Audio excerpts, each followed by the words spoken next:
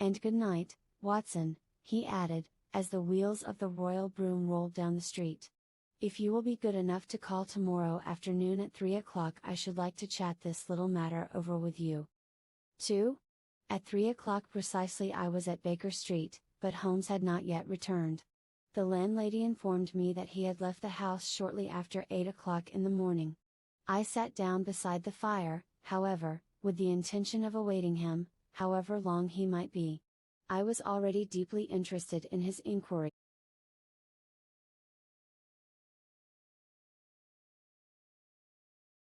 For, though it was surrounded by none of the grim and strange features which were associated with the two crimes which I have already recorded, still, the nature of the case and the exalted station of his client gave it a character of its own. Indeed, apart from the nature of the investigation which my friend had on hand, there was something in his masterly grasp of a situation, and his keen, incisive reasoning, which made it a pleasure to me to study his system of work, and to follow the quick, subtle methods by which he disentangled the most inextricable mysteries. So accustomed was I to his invariable success that the very possibility of his failing had ceased to enter into my head. It was close upon 4 before the door opened, and a drunken-looking groom, ill-kempt and side-whiskered,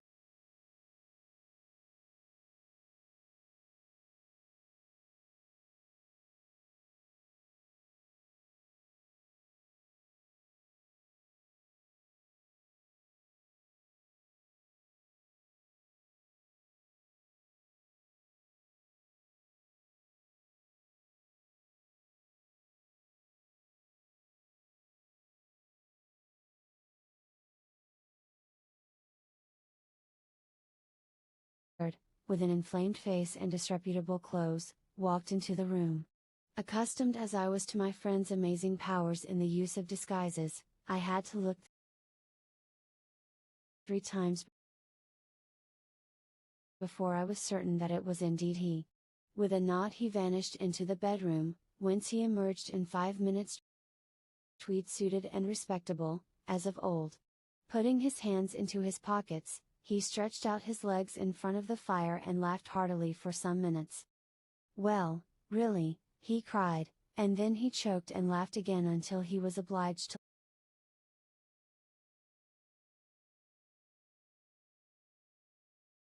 lie back, limp and helpless, in the chair. "What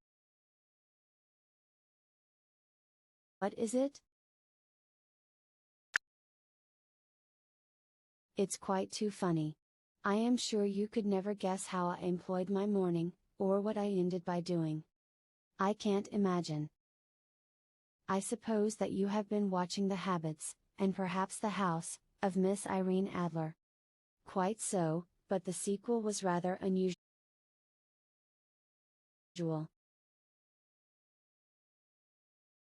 I will tell you, however. I left the house a little after 8 o'clock this morning in the character of a groom out of work. There is a wonderful sympathy and freemasonry among horsey men. Be one of them, and you will know all that there is to know. I soon found Briony Lodge. It is a bijou villa, with a garden at the back, but built out in front right up to the road, 2 stories. Chubb locked to the door. Large sitting room on the right side, well furnished, with long windows almost to the floor, and those preposterous English window fasteners which a child could open.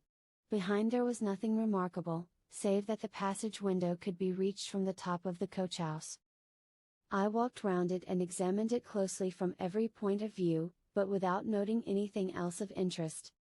I then lounged down the street and found, as I expected, that there was a mews in a lane which runs down by one wall of the garden. I lent the ostlers a hand in rubbing down their horses, and received in exchange 2d, a glass of half and half, 2 fills of shag tobacco, and as much information as I could desire about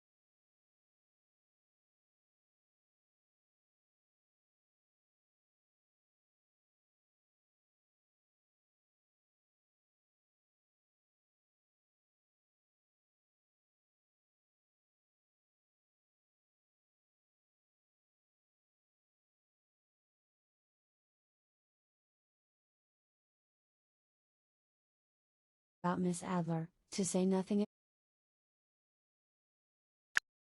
of half a dozen other people in the neighborhood in whom I was not in the least interested, but whose biographies I was compelled to listen to. "And what of Irene Adler?" I asked. "Oh, she has turned all the men's heads down in that part. She is the daintiest thing under a bonnet on this planet. So say the Serpentine Muse, to a man. She lives quietly, sings at concerts, drives out at 5 every day, and returns at 7 sharp for dinner. Seldom goes out at other times, except when she sings.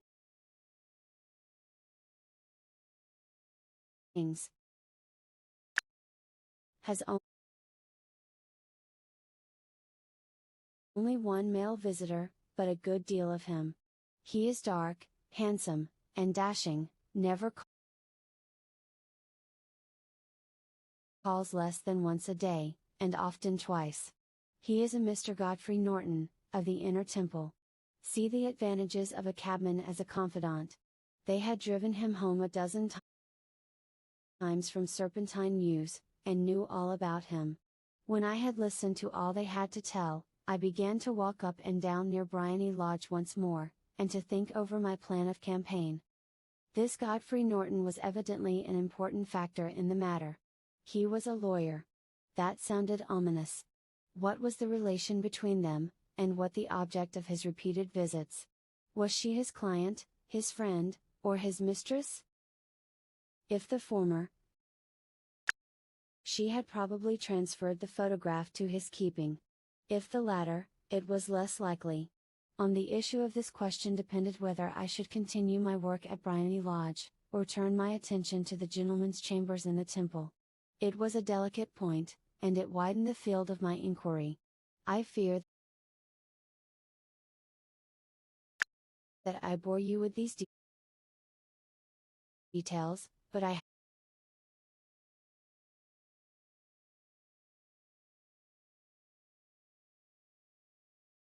have to let you see my little difficulties, if you are to understand the situation.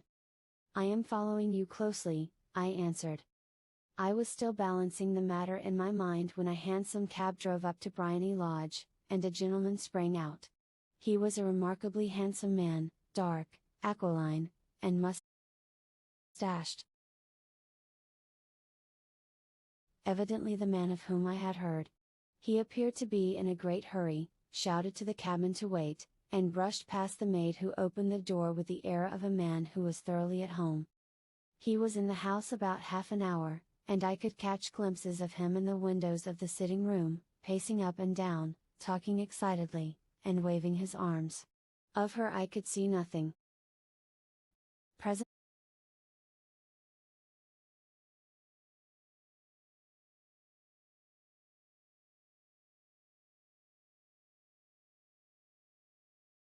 he emerged, looking even more flurried than before. As he stepped up to the cab, he pulled a gold watch from his pocket and looked at it earnestly. "Drive like the devil!" he shouted, first to Gross and Hankey's in Regent Street, and then to the Church of St. Monica in the Edgware Road. "Half a guinea if you do it in 20 minutes. Away they went, and I was just wondering whether I should not do well to follow them when up the lane came a neat little landau, the coachman with his coat only half buttoned, and his tie under his ear, while all the tags of his harness were sticking out of the buckles. It hadn't pulled up before she shot out of the hall door and into it. I only caught a glimpse of her at the moment, but she was a lovely woman, with a face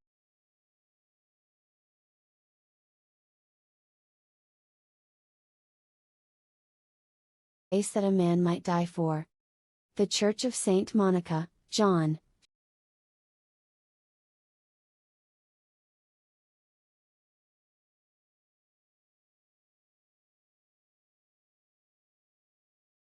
she cried, "and half a sovereign if you reach it in 20 minutes. This was quite too good to lose, Watson. I was just balancing whether I should run for it, or whether I should perch behind her landau when a cab came through the street. The driver looked twice at such a shabby fare, but I jumped in before he could object. The Church of Saint Monica,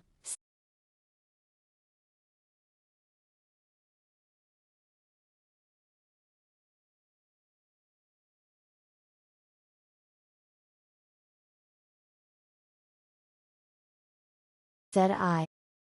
And half a sovereign if you reach it in 20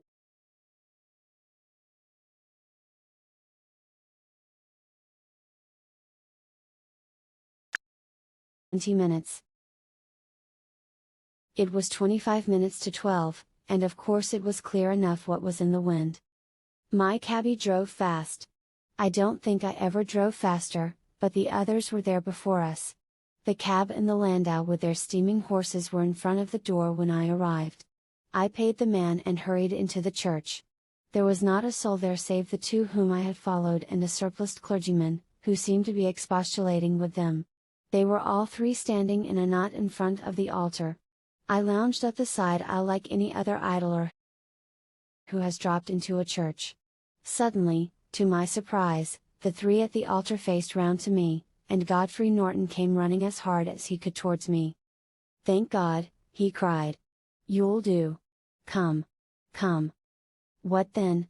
I asked. "Come, man, come, only 3 minutes, or it won't be legal." I was half dragged up to the altar, and before I knew where I was I found